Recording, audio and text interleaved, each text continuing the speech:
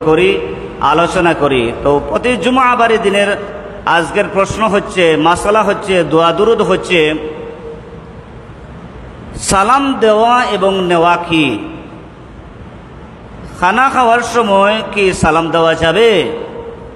Number 2 প্রশ্ন হচ্ছে, নাবালিগ বাচ্চা মসজিদে আসতে পারবে কি না?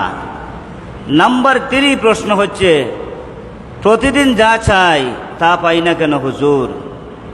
নাম্বার 4 প্রশ্ন হচ্ছে, শেষ নবীকে বিশ্ব নবী সাল্লাল্লাহু আলাইহি ওয়াসাল্লাম বলা যাবে কি না? এখন আসুন, নাম্বার 1 প্রশ্নের আনসার হচ্ছে, সালাম দেওয়া এবং নেওয়া কি?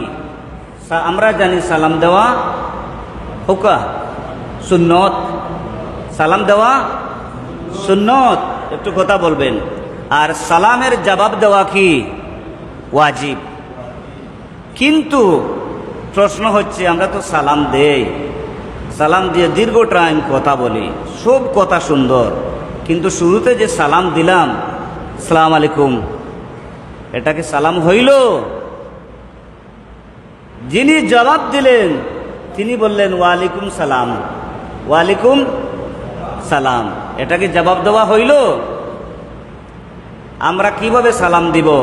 আমি আপনাদেরকে সালাম দেই, আপনারা জবাব দিবেন, আসসালামু আলাইকুম ওয়া রাহমাতুল্লাহ। শুকরান, জাযাকাল্লাহ।